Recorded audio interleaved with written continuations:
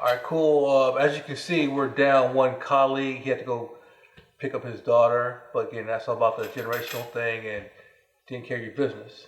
So, but we were saying what before he left? But we were talking about, sacrificing that you have to do. Right. Sacrifice is very important whenever we're talking about life, period. And whenever we talk about this issue, this topic of Black economics, there will be plenty of sacrifices that have to be made.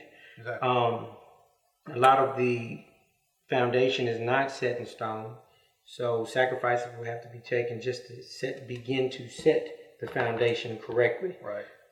For years, like I mentioned earlier, Marcus Garvey has been talking about Black economics, business ownership, how important it was, how important it is, from your manufacturing companies, your distribution, your mailing. I mean, everything is very important. It's the lifeline for the most part to the Black business ownership is the lifeline in many cases to the survival of a people. Exactly. And if we as a whole, as a Black nation, do not own the resources and the products, we'll be forever giving our money to other people and relying on them. There was a brother back in the 60s, his last name is Powell. He has a speech, you can look it up on YouTube, search Powell, Powell, what's in your hand. He's sitting there he's talking to the people, of course, but really trying to harp on self-reliance. What's in your hand? He talks about old slave boy, he talks about Moses. I think he mentioned Benjamin Franklin and all that type of stuff. What's in your hand?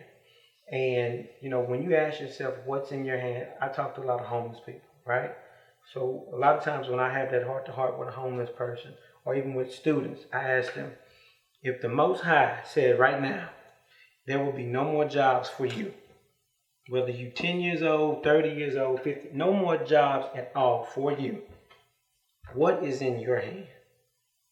What can you actually create to generate income, a way of life? You know what I mean? Mm-hmm. So we have to ask ourselves that, Chig, what's in your hand? Gator, what's in your hand? Right. To really begin to really set that culture and way of thinking into stone. And like I said, I did not begin thinking like this, 100% till later. It was little nuggets my parents dropped on me, and I didn't realize it till I, was like 25. I'm like, oh, that's what they were trying to, get me to really just grasp to. But it wasn't just clear. But now that I know, okay, now it's time to do, and then it's time to reach back and teach the next generation. You have to. Yeah, you have to. Come down. It's like my parents, their whole thing was get a good education, get a good job. Right. And that's cool. Right. But as long as, you work with somebody, that person dictates how much you make, how long you work there, and what you do. In a sense, they control your day-to-day. They do control. They control it 100%. You can't just say, you know what, I'll like working today. Because if you do that, one day you're going to say, I want to go to work. Right. The job won't be there for you anymore. Correct. But if you own your own, even like that thing that, what's his name did, Dame Dash. So I think he was on Breakfast Club, he was ranting about... Oh, yeah. A lot of people were sensitive, but yeah. His delivery I feel him though. Yeah, his delivery was crazy. His delivery was horrible. But the message was correct. I can't give my boys my current position in my job. I can't. However, I can give them the companies I'm starting. Correct. So that way, when they're older, they can take it, they can run, they can expand it for their kids, and so on and so forth. That's how you build dynasties. Like earlier when Jared was talking about, rich and wealthy, there's a huge difference. Correct. Rich, that's today. That's today.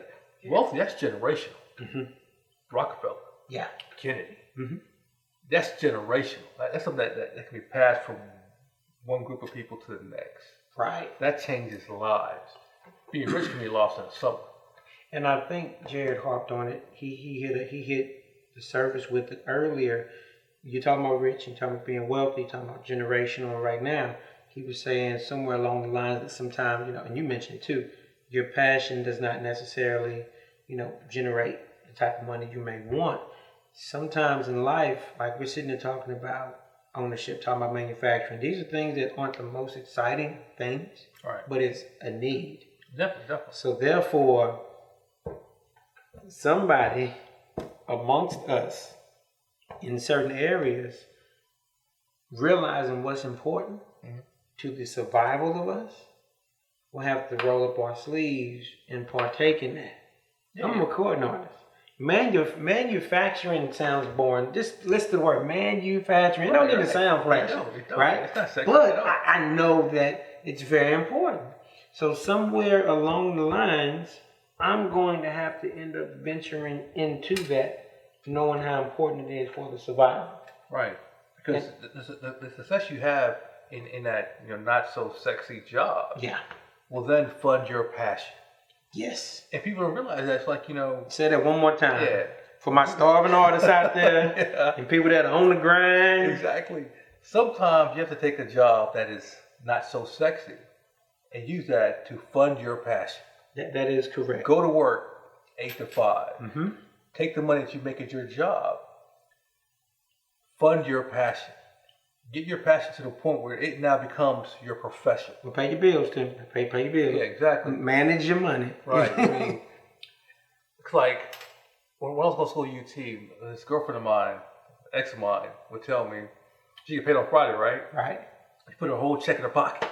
I'm going tomorrow to break myself. I'm thinking, why? Right. So you just got paid. Yeah. You cash your check. Watch it. First of all, you should have a bank account. Because when you cash it, you lose a percentage of it. They take some more money. Right. So it should be deposited. But why take your check and tell yourself, I'm going to go break myself? Right. So you already, again, the mentality. Right. You already told yourself that at the end of the day, I'm going to be broke until I get paid again. Mm-hmm. Let's think about this. We're talking about economics, talking about money, finance, and business ownership. For those that are watching us that have no intentions of working for yourself, that's okay. I understand the problem, but I want to be a part of the solution.